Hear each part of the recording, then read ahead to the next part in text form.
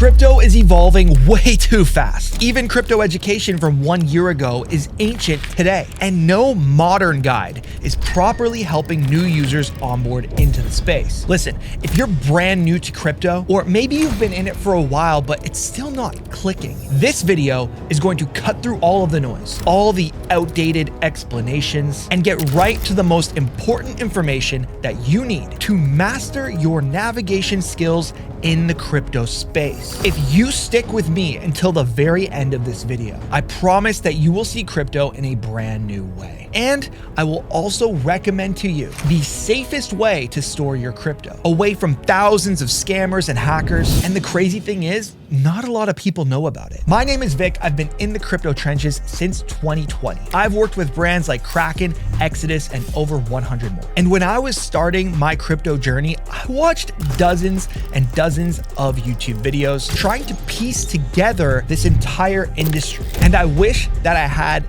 this guide when I started. Now, I've talked to hundreds, if not thousands of people who are brand new to crypto. And the number one question that they always ask is simple. Why is cryptocurrency even valuable? Cryptocurrency is a currency, much like the dollar. Also, much like salt used to be back in ancient times. When they didn't have a dollar, they would literally trade each other salt because salt had utility. It would make their food last longer. They could add it to food to taste better. It was portable, it was simple, and all salt was the same. It took us hundreds, if not thousands of years to get to a point where we actually have a unified government-backed currency. But just like every other currency in the world, its value is based on a price that everybody agrees on. And with crypto, it's actually a lot easier since everything is digital and locked in on this thing called the blockchain. Every time someone buys or sells a specific cryptocurrency, that price changes. So what makes crypto valuable? To put simply, it's because we all agreed on its value. And as absolutely crazy as it sounds, everybody seems to agree that Bitcoin right now is worth 90,000 US dollars, and at one moment was worth over 126,000 US dollars. So if you're one of those people who doesn't agree with the value of crypto, unfortunately, it doesn't matter. The marketplace has its own agreement on its price. But diving back into Bitcoin, this is the OG. This is the big dog. Bitcoin is the main cryptocurrency. If Bitcoin pumps 10% in one day, you best believe that most of the crypto market is going to pump as well. But if Bitcoin dumps 10% in one day, the same thing's going to happen. Most cryptos are also going to dump. It is the market mover, and by default, Bitcoin would be then the safest crypto to own, aside from a stable coin, which is a cryptocurrency that is tied to the price of a certain dollar. A US dollar stablecoin is probably the most common. One of the craziest facts about Bitcoin is that it was created by a completely unknown person, or maybe it was a group. They go by the name Satoshi Nakamoto. And years after Bitcoin was created, Satoshi Nakamoto just logged off and went dark forever. And to this day, Satoshi Nakamoto's Bitcoin wallets hold over 1.1 million Bitcoin, valued at around $120 billion. Keep in mind, only 21 million Bitcoin will ever be created. Pretty crazy stuff. But how does crypto actually work in the back end? I'm not going to go super deep into this topic because I think there's other more important things to cover, but we should probably skim over this. So cryptocurrencies use a technology that's called cryptography, which is basically this form of super advanced math that creates a digital puzzle, which is very, very hard to solve. In fact, over the lifespan of Bitcoin, it's only become harder and harder and harder for computers to solve this puzzle. The reason that this puzzle is so important is so you can't spend the same Bitcoin twice. This was actually one of the main engineering hurdles of cryptocurrency, the double spend problem. Essentially, how it was solved is by having a network of decentralized computers give a transaction the go-ahead and log it into their logbook all at the same time. And this network of computers is the foundation of what we know to be the blockchain. Each computer or node or validator or miner, whatever you want to call it, is an independently run server. And because the blockchains run on all of these independent servers, there's no need for a centralized server hub. And that's where we get the term decentralized in crypto, because no single entity is in control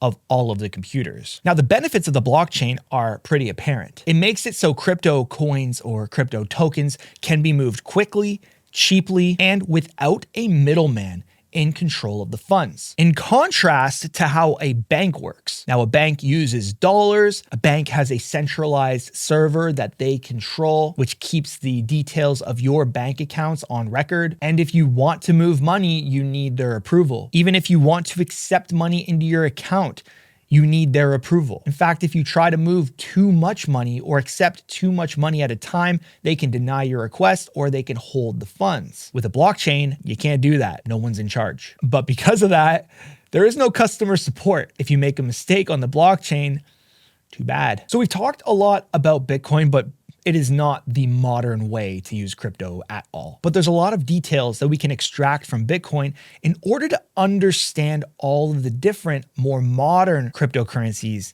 in our space. So Bitcoin is a cryptocurrency coin, okay? And that's because the Bitcoin network requires you to use Bitcoin in order for it to function. Now, there are other networks and other blockchains. Another huge one would be Solana. And on Solana, the coin or the crypto is Sol, which is required in order to use the Solana blockchain. This will all make sense soon. And there are actually thousands of blockchains like this that we'll refer to as a layer 1 blockchain or L1. And on most of these L1 blockchains, you have your coin, which is Sol or Solana, and then you have tokens. A coin and a token are actually different things. And this is one of the nuances that I think a lot of people overlook. So to transfer or buy any crypto on a blockchain, you need to use the native currency or the coin of that blockchain to pay for fees, because none of this is free. So on Solana, if you want to buy some tokens, you need Solana or Sol in your wallet to pay for gas fees. Gas is just one of the types of fees. Other blockchains have different fees as well. Solana itself has a priority fee, a bribery fee, which allow you as a trader or a user to get a better spot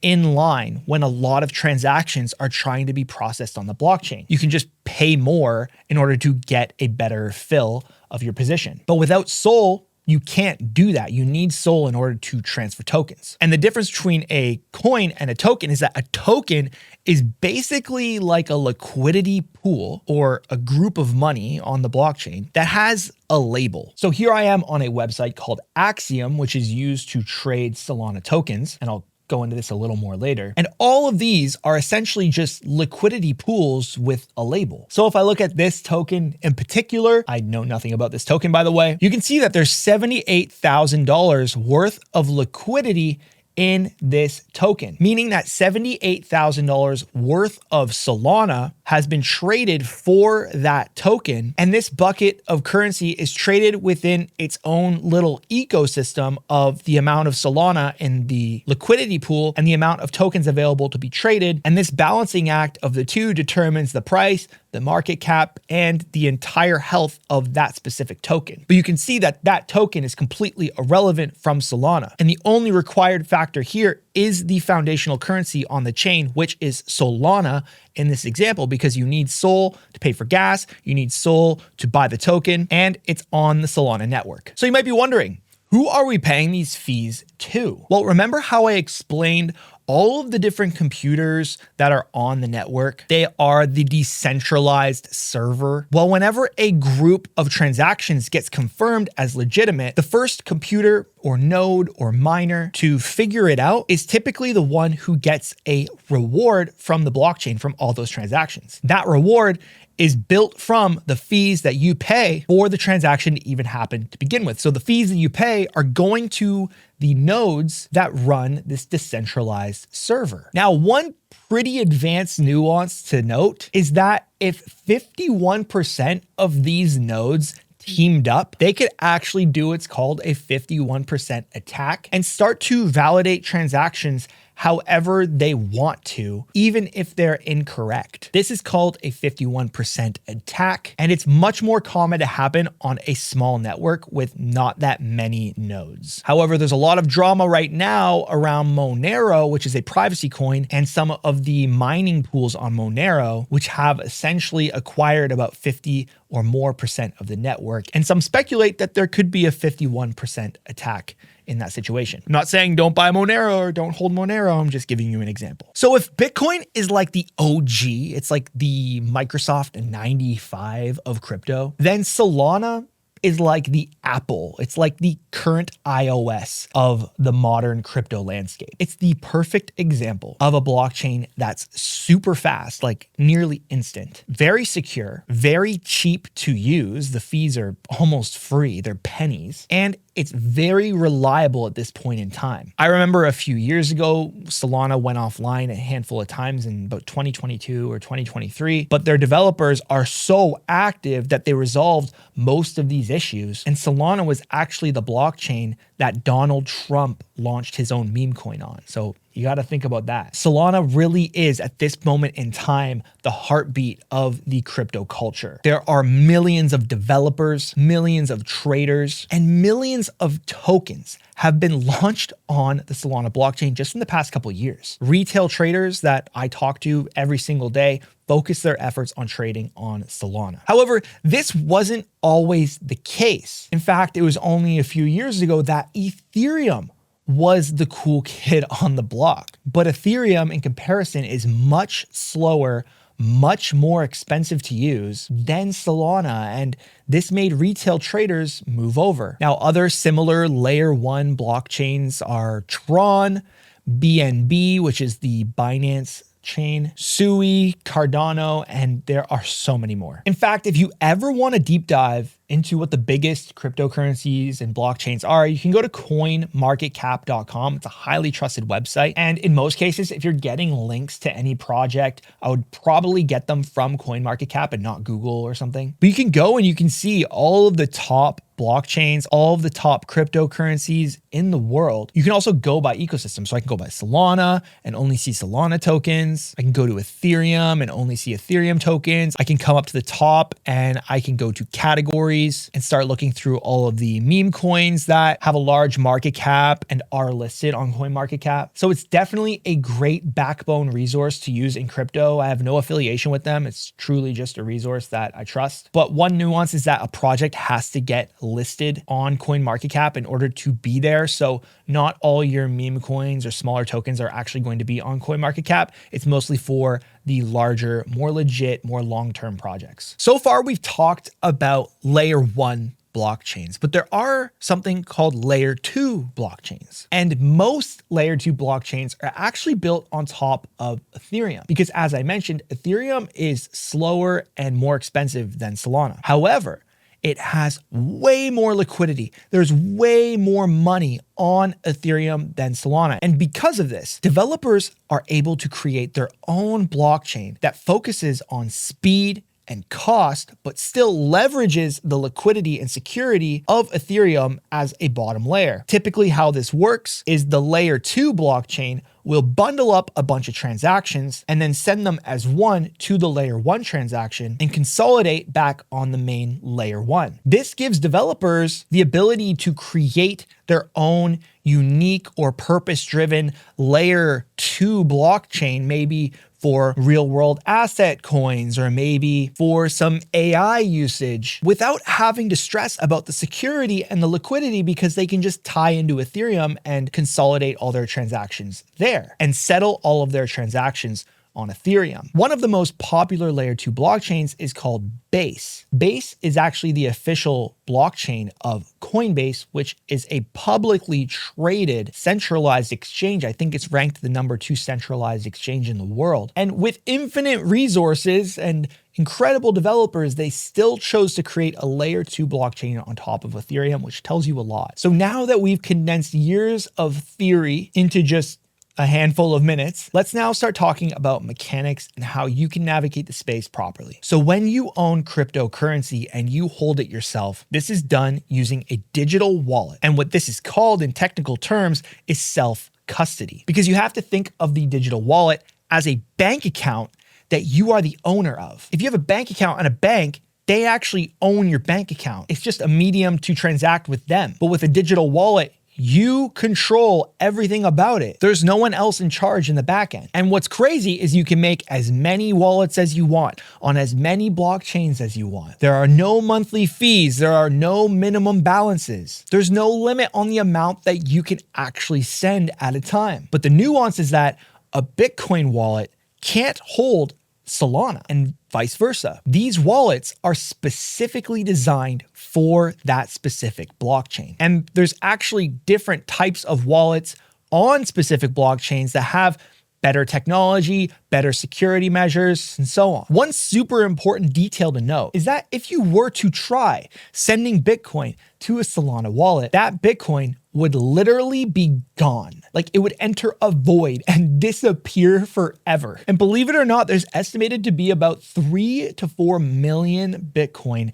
that are just gone. Like completely gone, whether they're in some ancient dead wallet or they've been sent off into this void. You have to remember that there's no customer service on the blockchain. So whenever you're doing a transaction, you need to copy the wallet address to your clipboard, paste it, and then triple check that you've pasted it properly. You haven't missed a character. You haven't added a character. It's the exact same, because once it's gone, it's gone. Now, this little nuance changes when you're dealing with a centralized exchange. A centralized exchange is a company that owns millions, if not billions of dollars of cryptocurrency, and they sell it to consumers for fiat dollars. So I've mentioned Coinbase, but Coinbase actually isn't the centralized exchange that I use. If you were to make a mistake on a centralized exchange, there's a possibility that customer support could help you with it. But I can't guarantee that. I don't know about the mistakes that you can make. It's just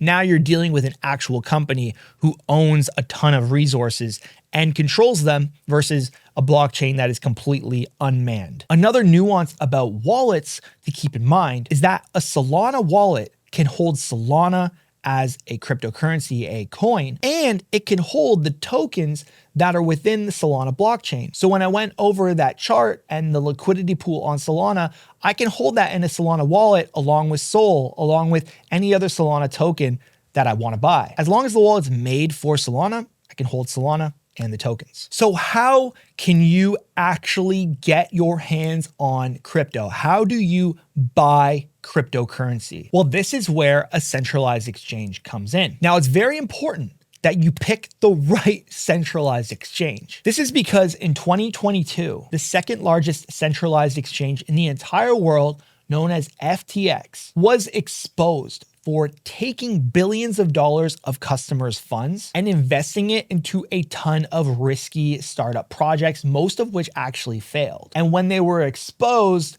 they completely collapsed. In fact, the founder of FTX, Sam Bankman-Fried, is currently in prison, and he probably will be there for the rest of his life. That's why before actually working with a centralized exchange, I did an insane amount of research. I tested so many different platforms. I heard about other exchanges locking people's funds, and that's why I use Kraken as my centralized exchange if I'm buying and selling cryptocurrency. Kraken is a regulated exchange that's actually planning to go public. They're regulated in the United States, Canada, and most parts of the world. Depending on where you live, you can trade margin using Kraken. I'm in Canada, so I can't do that. Also, depending on where you live, they have a prop firm arm, so you can take trading tests and determine if they will supply you funds to trade with. I think that Kraken is by far the best option to buy and sell crypto. And that's why I worked very hard to secure a partnership with them for my channel. And you can access the official link to Kraken down below. This is an affiliate link and I might get a commission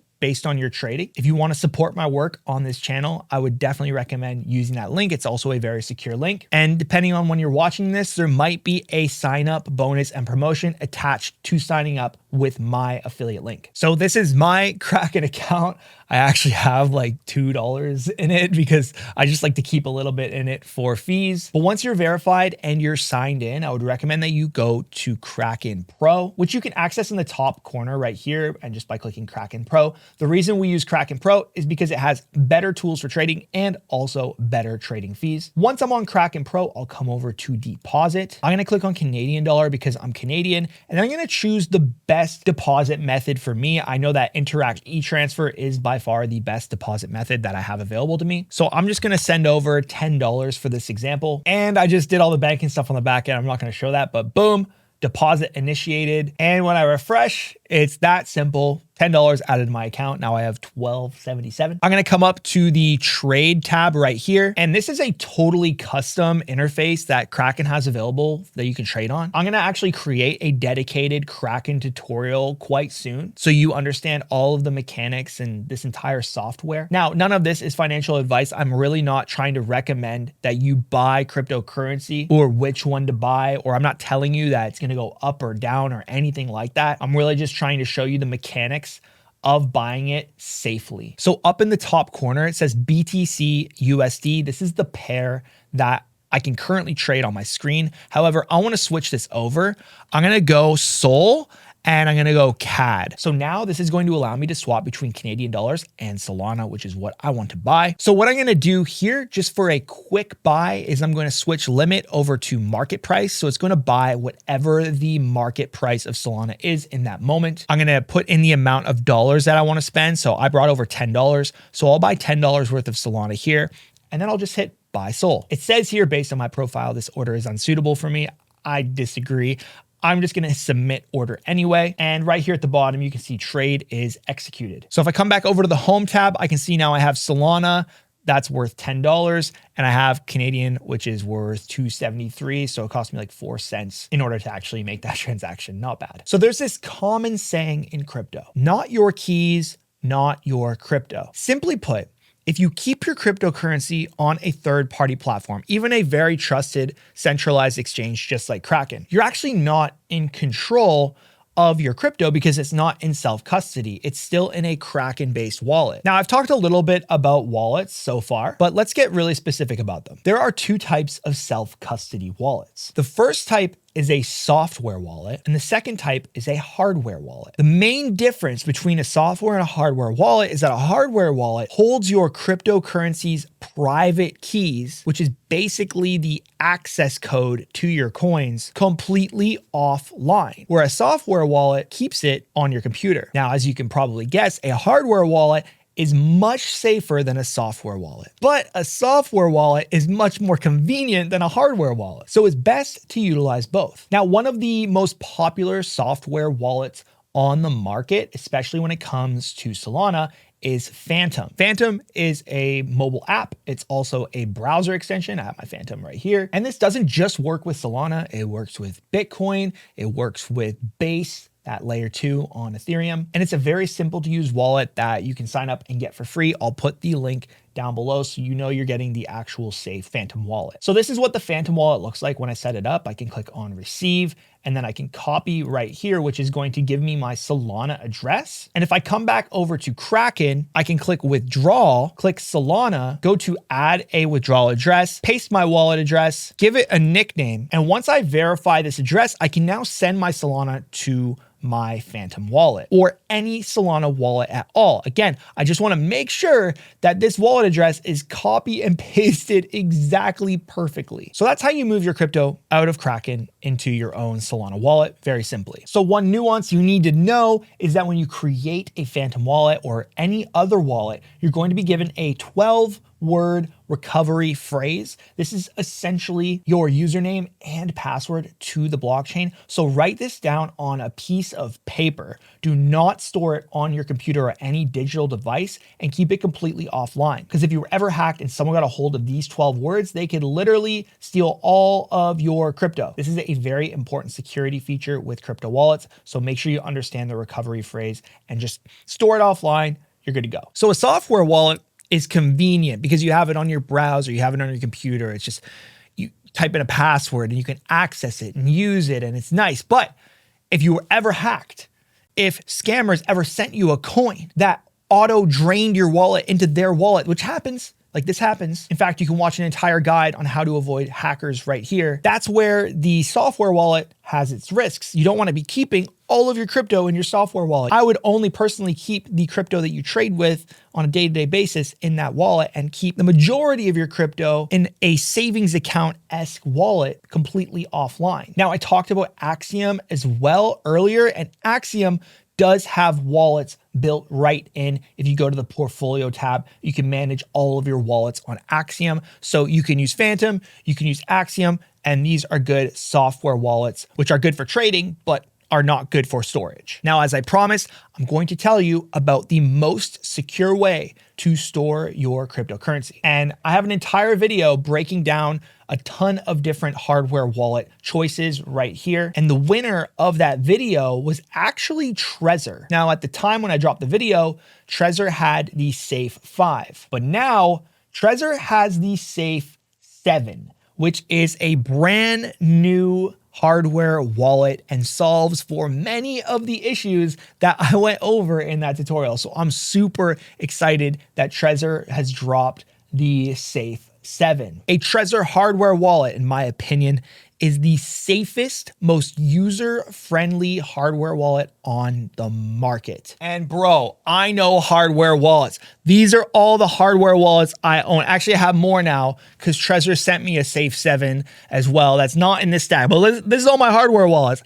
I know what I'm talking about. Trezor also have the metal keep, which is an insane way of storing your 12-word seed phrase. You actually punch it into this like metal stick, and this thing has weight and it can survive a nuclear blast. Like, it's insane, way better than paper. The keep metal is super badass. Now, this video is not sponsored by Trezor. They didn't pay me $1. However, the link down below to buy a Trezor Safe 7 or a metal keep is an affiliate link. And just like other affiliate links, I might get a commission if you buy it, which is going to support my work on this channel. I'm trying to build the #1 how-to crypto channel on all of YouTube. And my core focus right now is just providing you with an insane amount of value. So feel free to jump down below and check out all of the different links that I've provided. They're all very safe to use. I also run a massive Telegram community where I share crypto news. We talk about trending projects, and I have a massive group chat of over 12,000 people, all crypto users. And I have a group of mods that try their best to keep it as secure as possible. So jump down below and join my Telegram as well. It's completely for free. If you have not yet, please subscribe to the channel. I hope you got value in this guide. My name is Vic, and as always, make sure you stay safe in the trenches.